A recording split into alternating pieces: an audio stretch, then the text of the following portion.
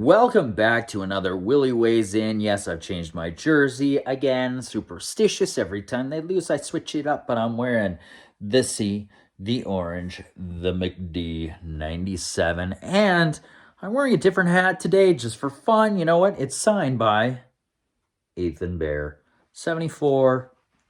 Not a big deal.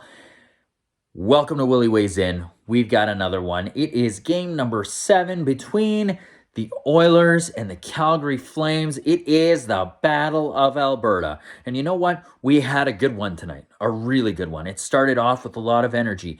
It did not seem sluggish, as Daryl Sutter put it at the end of the game. It was not. It was high energy. Edmonton comes out. They pour on the pressure.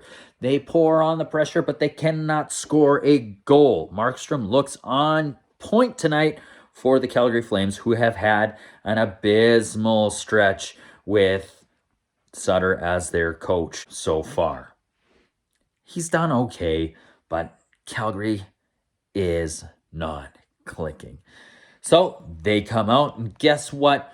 We get a shot. We get a pass from Lucic to Mangiapane all the way to the blue line to a Michael Stone, who has not played that much this year, and he puts a beautiful slap shot right into the net, beats Smith. It's 1-0 for the Flames. God damn it, what are we in for? The Oilers are down. First period ends. We go in to the second. The Oilers are on the power play, and they are putting the puck on net, which is something I've been screaming for a while. And you know what? We get a McDavid shot. Draisaitl gets the rebound, puts it over to Nugent Hopkins, and guess what happens? Nugie Poogie takes that puck. And you know what? He's like, I deserve a good contract. It's a contract year. Takes it, backhands a beauty over Markstrom. 1-1. It's a power play goal. It is a tie game, but not for long. The Oilers get a power play. It is a Kachuk slash on Darnell Nurse. Don't hit our Norris caliber, Nurse. How dare you? Sit in the box. Feel shame, Kachucky.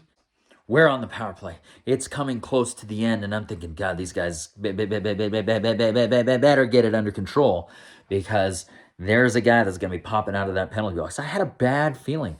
Anyways, Barry gets the puck at the point. He takes a shot. It deflects off a stick, breaks a stick, and a Flames player gets it. Guess who pops out of the penalty box? It is Kachuk. He hits Kachuk's stick. Bang. He bobbles the puck, slows it down, and you know what? He dekes out Mike Smith, puts a beautiful backhand up on the top shelf where all of the dangerous things belong when there's kids around, and it's 2-1. 2-1 for the Flames. Unbelievable. I'm frustrated. But the Oilers answer again, and guess who? Bear gets it down to Yamamoto, our favorite little guy who just plows through like a honey badger looking for some scavenging. He gets the puck to Dominic Cahoon, who makes no mistake, has his stick on the ice.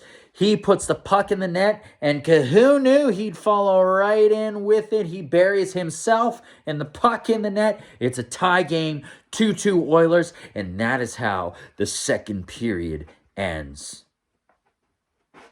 I don't know why people are hating that line or hating on Cahoon and his size and Yamamoto and his size. Those guys play big even though they're small. And at the end of the second period, we've got one of our favorite Oilers, our scrappy guy who loves to hate Kachuk, Zach Kassian, takes a bad boarding penalty, and Calgary starts the third off with a power play, which the Edmonton Oilers kill off. And subsequently, later in that period, about 7 minutes in, they get a power play of their own. They line up for a face-off to the right of Markstrom. And Draisaitl's set to take that face-off. He wins it back to Connor McDavid, who shoots it and scores on Markstrom. Good God, Connor McDavid's got another goal, and it's his 22nd of the season, and he is now strictly number 2 in the league in scoring in terms of goals, behind Austin Matthews, who has 24 goals, and in front of or ahead of Rantanen, who has 21. He's looking good. It's 3-2 Oilers. And you know what? From there on in, they shut it down. It is a full team effort.